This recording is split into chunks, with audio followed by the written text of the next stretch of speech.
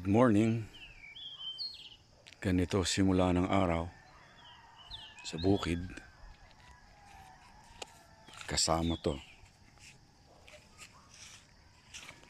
si Charlie.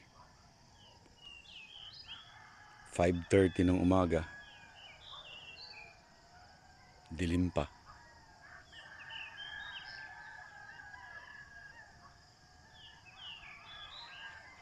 Didilig ako maya-maya.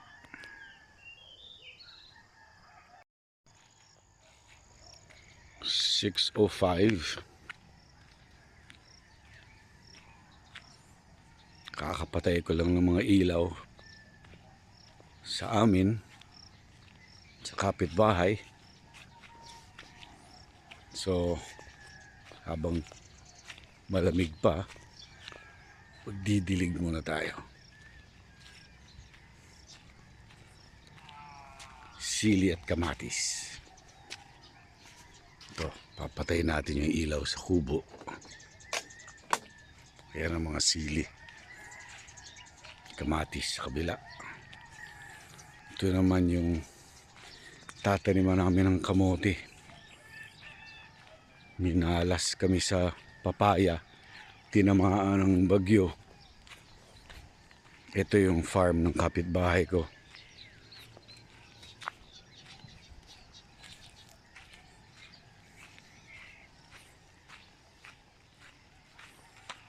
Mga natitirang papaya namin. Ito yung tataniman ng kamote. Ito naman yung tubig. Bubuksan natin.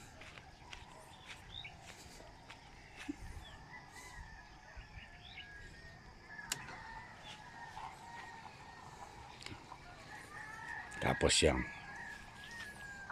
Bibit-bitin ko yan. At didiligin ko itong mga to.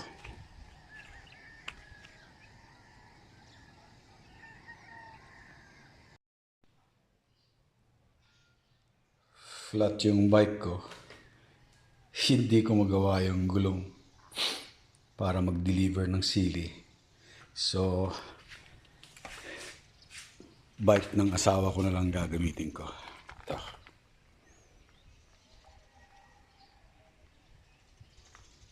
Tapos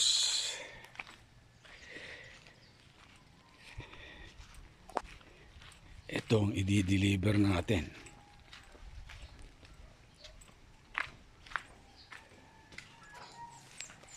Nakaani ako ng 2.8 kilos. Palis na ako ngayon kasi sobrang init ng araw. Okay, suta. Tumatahol yung aso dahil ayaw magpaiwan. Sobrang kulit niyan. Di bali na. Anyway, yan, ready na tayo. Helmet. Nakapasan sa akin yung 2.8 kilos.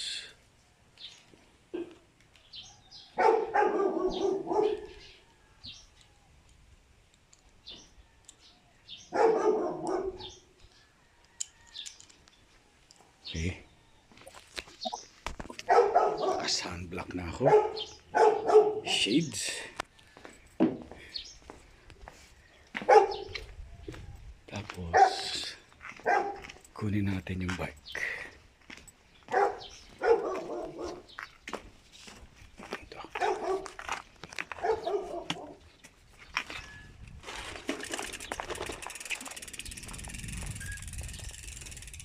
Bye. Is na. First stop.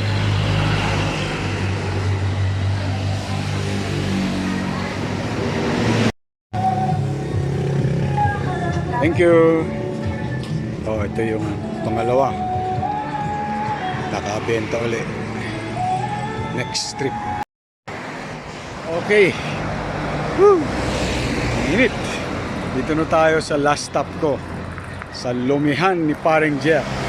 Mga kaibigan namin to, si Jeff at Net. Idol ko to mga to dahil nung pandemic, hirap sila sa business pero tinan nyo ngayon. Sana kunin na nila lahat yung stock ko.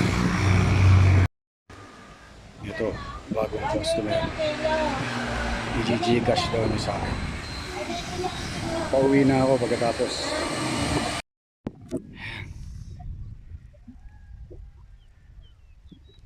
Pauwi na. Last leg. 100 meters na lang ako sa bahay. Nabenta ko lahat. Alright.